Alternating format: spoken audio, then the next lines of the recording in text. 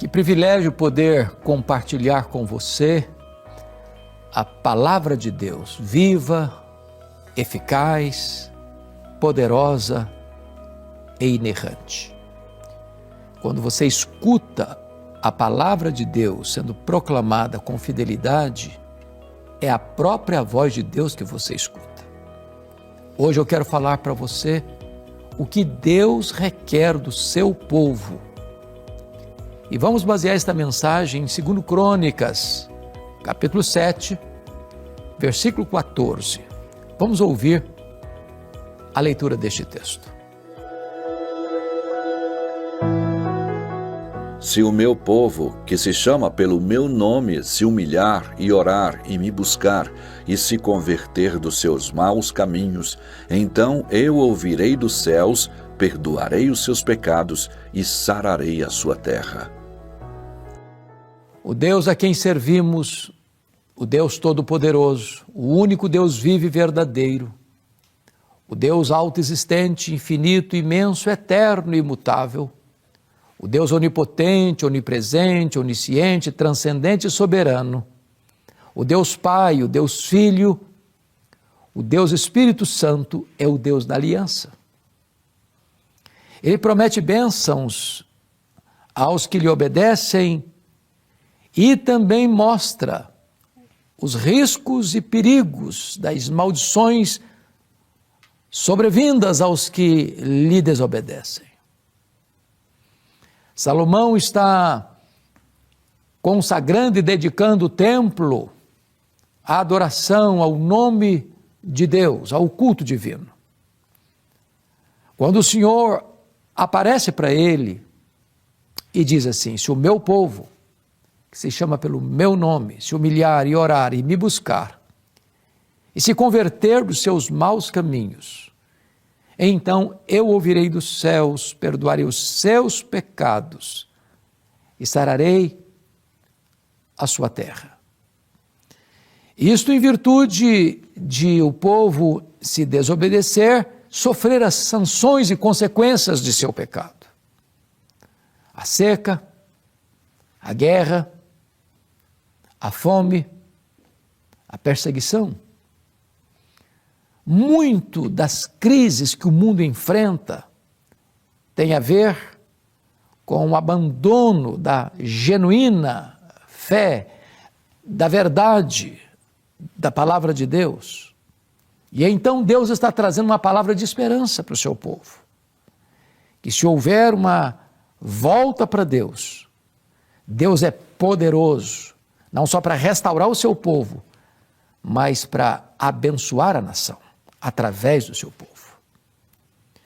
Quais são aqui as exigências que Deus faz ao seu povo? O que Deus requer do seu povo? Veja você, se o meu povo, não é aqueles que não creem em Deus, os pagãos, os ateus, os agnósticos, os místicos, é se o meu povo, que se chama pelo meu nome, primeiro, se humilhar. A Bíblia diz que Deus resiste o soberbo. Onde há altivez de espírito, onde há arrogância e orgulho, Deus se põe contra, Deus declara guerra contra os soberbos, mas dá graça aos humildes. Quanta soberba, quanta arrogância, quanta tolice de homens achando que pela posição que ocupam na igreja, na denominação, em cargos de liderança, ou às vezes o próprio crente lá sentado no banco, tem o coração altivo. O trator de Deus precisa passar em cima desses outeiros e montes. Senão, o caminho para a manifestação de Deus é bloqueado. Se o meu povo, que se chama pelo meu nome, se humilhar e orar, veja você, falta oração, há uma escassez de oração, as pessoas estão ocupadas demais para se ocuparem com Deus. Elas estão muito acostumadas ao sabor do pão da terra para sentirem apetite pelo pão do céu.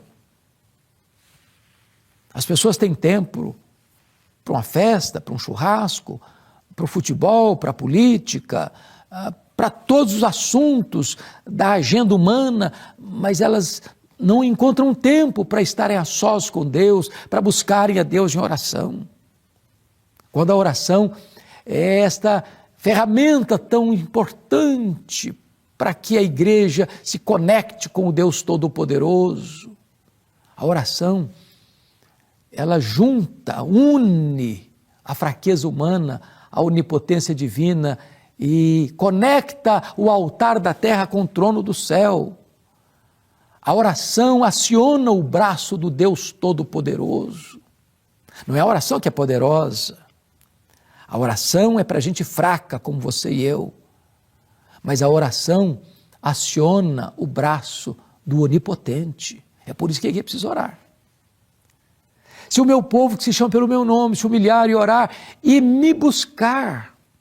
Vejam vocês que às vezes é até oração, mas uma oração egoísta, uma oração antropocêntrica, uma oração pedindo coisas e mais coisas, porque muitas vezes a ênfase da igreja é num culto antropocêntrico, é numa prática cristã antropocêntrica, tudo gira em torno do homem. Parece que não é mais a vontade de Deus que deva ser feita na terra, mas é a vontade do homem que tem que prevalecer no céu. Não, oração é sede de Deus, é intimidade com Deus, é comunhão com Deus, é deleite em Deus, é prazer em Deus. Não é que você vai orar para alcançar coisas, eu quero isso, eu quero aquilo outro. Parece que Deus é um despachante celestial. Não, oração é você entrar na sua sala, no seu quarto, fechar a sua porta, sem holofotes, sem propaganda, sem auditório, sem testemunhas presentes, mas lá no seu quarto em secreto, o seu pai que vê você em secreto, recompensa você e você tem o seu coração totalmente tomado pelo deleite do céu, pelo prazer da intimidade com Deus. Se o meu povo buscar a minha face.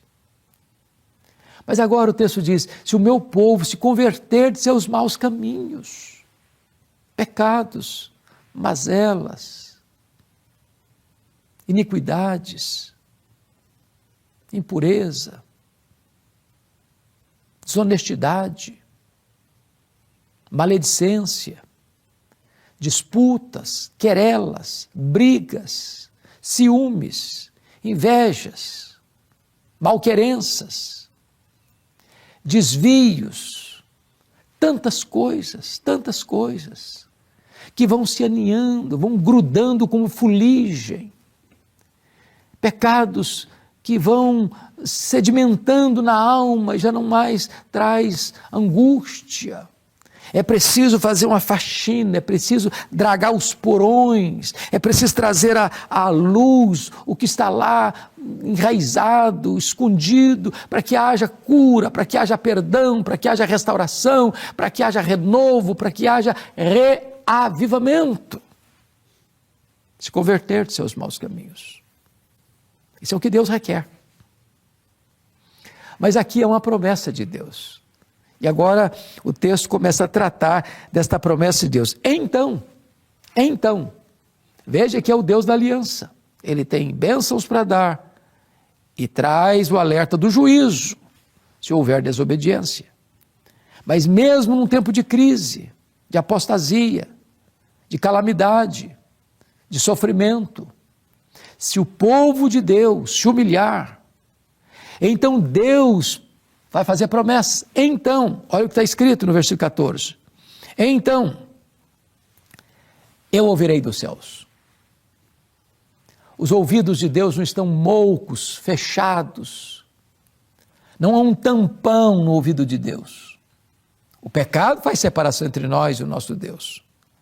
Mas quando a igreja se arrepende, quando a igreja se volta para Deus, quando há quebrantamento, quando há oração, quando há arrependimento, quando há abandono do pecado, então Deus ouve, Deus vê, Deus desce, Deus intervém, Deus vira a mesa da história, Deus transforma a calamidade em bênção, Deus transforma deserto em oásis, Deus transforma os lugares secos da terra em mananciais, Deus transforma a crise em tempos de oportunidade, de avivamento. Eu ouvirei dos céus. Mas tem mais, veja você comigo, eu ouvirei dos céus e perdoarei os seus pecados. Perdoarei os seus pecados. Nenhum homem pode perdoar pecados, nem os patriarcas, nem os profetas, nem os apóstolos, nem os pais da igreja, nem os reformadores, nem os avivalistas, nem Paulo, nem Pedro, nem Maria, nem o Papa, nem o sacerdote, nem o pastor, nem o missionário, nem a igreja. Perdoar pecados, só Deus tem poder para fazer isso. Não há divã de psicanalista que pode aliviar sua consciência atormentada pelo pecado. Não há calmante que possa acalmar as tempestades da sua alma, a não ser o perdão divino. E Deus perdoa pecados. E Deus é misericordioso e tem prazer na misericórdia e é rico em perdoar. Se você se arrepender, se você confessar o seu pecado, Deus perdoa você. Deus quebra essas algemas, Deus arranca essa fuligem, Deus lava você com o sangue do Cordeiro, Deus torna você mais alvo do que a neve, mais branco do que a lã. Deus perdoa pecados. Mas finalmente, o texto diz no versículo 14 assim: e sararei a sua terra.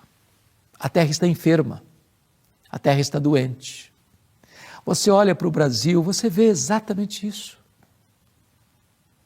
Doença nos relacionamentos, nas disputas. Você vê pessoas lutando contra outras pessoas, famílias contra famílias, marido contra esposa, esposa contra o marido, pais contra filhos, filhos contra os pais, vizinho contra vizinho, patrão contra empregado, empregado contra patrão. E nós estamos vendo esse clima de hostilidade, de malquerença. Isso vai adoecendo, vai enfermizando as pessoas, vai trazendo consequências danosas. Mas quando o povo de Deus se volta para Deus, Deus está prometendo sarar a sua terra, sarar a sua igreja, e através da sua igreja ir curando, abençoando a sociedade, porque a igreja é o sal da terra, é a luz do mundo. Eu quero orar com você. Quem sabe o seu coração está apático, talvez frio, talvez gelado. Talvez você se acostumou com o sagrado e isso não mexe mais com você. Talvez tem muito tempo que você não sabe o que é ter prazer em Deus, prazer na leitura da Bíblia, prazer na oração. Quem sabe você está até desviado da igreja, precisam voltar. Ou quem sabe você está indo à igreja, mas apenas por um mero costume, por um mero hábito, isso não mexe mais com você. Hoje Deus pode aquecer o seu coração, inflamar a sua alma, trazer você de volta ao primeiro amor, levar você às fontes da vida, para que você recobre, readquira esse deleite do primeiro amor, esta vida plena, superlativa, maiúscula, abundante, a própria vida eterna. Eu vou orar com você. Onde você está, ore comigo, por favor. Deus querido, eu quero te dar graças pela tua palavra, pelas exigências que ela requer do nosso coração e pelas promessas benditas que tu nos ofereces por meio da tua palavra.